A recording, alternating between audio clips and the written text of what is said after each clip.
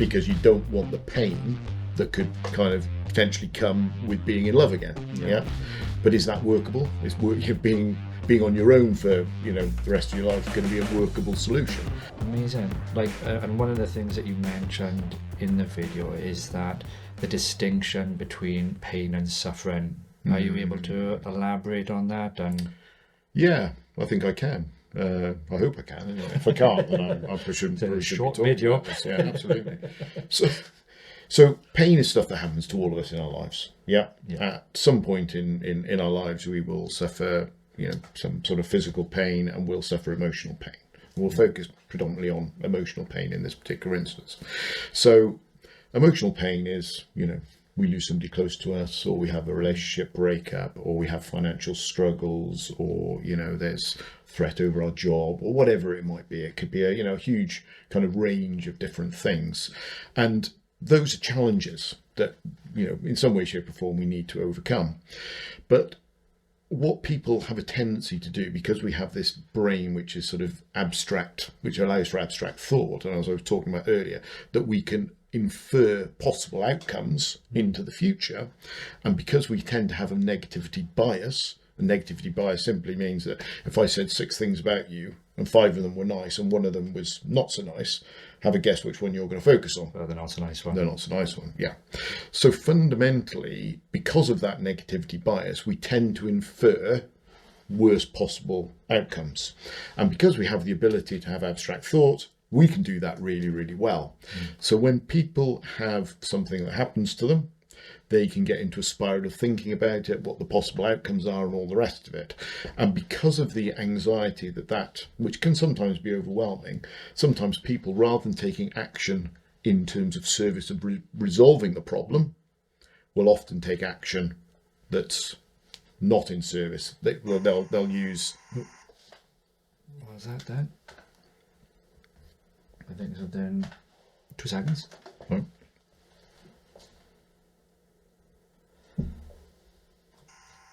That's the monitor playing up. Continue with the show. Ignore that, we don't need it. We just make sure. Yeah, we're good. Cool. So rather than taking action in service of what's important, they might bury their heads in the sand by avoiding dealing with the situation. But that then leads on to bigger problems in the past, because if you have, say, for example, financial troubles, and you bury your head in the sand, what are you going to get in the future? Probably more financial troubles. Yeah. If you have a relationship breakup, you might get into thoughts of, nobody ever wants me, I'm unlovable, blah, blah, blah, all this kind of stuff. And you may avoid relationships in the future because you don't want the pain that could kind of potentially come with being in love again. Yeah. But is that workable? Is being on your own for the rest of your life going to be a workable solution? But no, it probably isn't for most people. But those are the sorts of avoidance strategies that some people can take. They can also be other things where you get into a whole thought process around trying to resolve something that you as an individual cannot actually resolve. So, we talk a lot about the climate crisis at the moment, So there are people out there who are petrified, terrified of what's going on with the environment, and have huge anxiety and panic around it. But as an individual, there's very little that they can do to influence it. They can take their own actions within their own sphere of existence, but they can't influence America or China or Saudi Arabia or any other country to reduce emissions or anything like, or reduce the amount of fossil fuels that are being produced, if indeed that's where they see the concern. So what we have to recognise is that whilst we do have these anxieties sometimes, some things are outside of our sphere of control, and there's only so much we can do. But if we get into a thought process around it, where we start to infer worst case scenarios, and guess what you're going to do? You're just going to create more and more suffering. Take action in direction of what's important to you as much as you can, but you can't resolve everything. Other people, I was talking to somebody who went through a relationship breakup, and they said to me, but I want to understand what it was that I did wrong. so that I don't make that same mistake again in the future. I'm really overanalyzing. So this person's going over all the aspects of the relationship, blah, blah, blah, and all the rest of it. And I sort of said, well, yeah, okay, that's fine. But if you do get into another relationship, it's going to be a different person.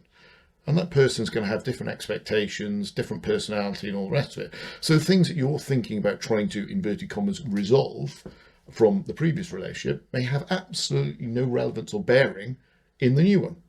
Yeah. So you've got to understand that as the first port of call, before you go anywhere else. So, And sometimes because you're not learning from that, or you try to overlearn, you're sometimes doomed to make the same mistakes. You're almost repeating this cycle. Because this happened before, this will happen again. Yeah, self-fulfilling prophecies, Yeah. There's nothing wrong with actually kind of doing a bit of a review of how we function in particular situations, in a healthy way. Yeah.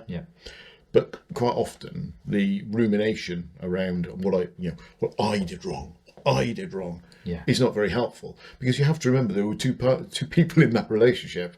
Yeah. And the fact is that it may not be about you, it may be about the other person wanting to move on or changing in some way, shape or form. And what do you do about people then who are on the flip side, where perhaps they were in the wrong, but they never accept responsibility, and they have that it's always the other person, and they never actually look? Is that a different type of? Yeah, I mean that's a different thing. I mean that's yeah. I mean the only way that somebody can come to the understanding of change is to recognise that change is required. And if that doesn't happen, then it's not going to happen. But that's kind of diving more into the realms of therapy rather than training, which is, from our perspective, is all about just saying, okay, well, I just want to train people in ACT skills. Yeah. Give them that learning, give them the understanding that, if they apply some of this stuff to their life, going forward, they can do better. Yeah. Yeah. But with ACT, we tend not to really look at the past too much. Yeah. The past is immutable. We cannot go back and actually change it. We can do some reviewing of it, in terms of, actions that we may have taken which may not have been particularly helpful, but we can't physically change it. And there is a lot to be said for recognizing that without a time machine we can't go back and do it. I'm all for therapy. I'm all for people wanting to go back and kind of gain insight into why something in their past is causing them grief now. But one thing I would say is that insight doesn't always provoke change. Insight sometimes can give a reason for not changing as well. Yeah.